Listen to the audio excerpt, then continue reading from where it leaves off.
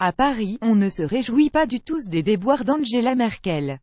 L'échec des négociations de la coalition Jamaïque prolonge d'autant l'incertitude européenne. Sur l'ensemble des propositions avancées par le président français dans le but de renforcer l'Europe, le dialogue avec l'Allemagne est indispensable. Avant chaque sommet, le couple franco-allemand se concerte systématiquement pour parvenir à une position commune. Un processus unique au monde. Tant qu'aucun gouvernement ne se dégage des négociations, l'Europe attendra. Et Macron aussi, sauf que, pour le moment, Angela Merkel ne sait pas de quelle feuille de route européenne elle dispose. Elle a besoin d'une majorité assise sur un contrat de gouvernement précis. Par exemple, sur l'avenir de la zone euro, de son pilotage, d'un éventuel budget qui serait un fonds monétaire européen, la chancelière a besoin de savoir jusqu'où peuvent aller les libéraux du FDP.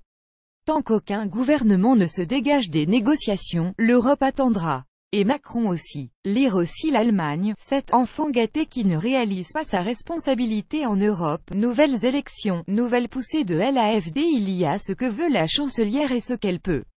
Contrairement au président français, qui, sur le terrain diplomatique, ne rend compte à personne, la chancelière allemande doit consulter longuement avant de décider.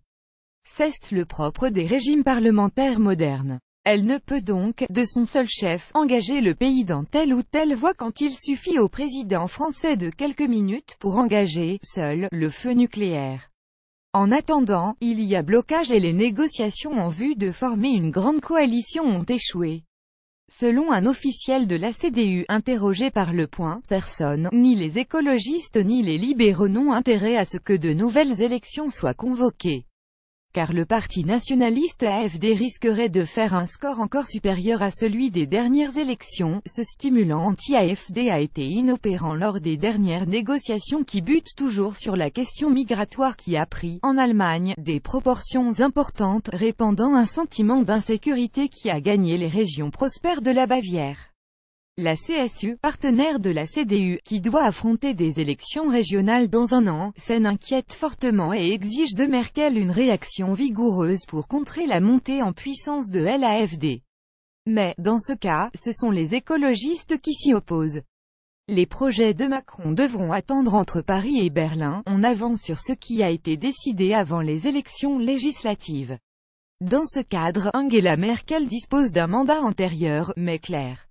C'est ainsi que lundi 13 novembre 2017, 23 États membres de l'UE ont pu signer une notification sur la coopération structurée permanente PESCO en anglais en matière militaire. Le couple franco-allemand avait jeté les bases dès le mois de décembre 2016, lors du sommet de Bratislava.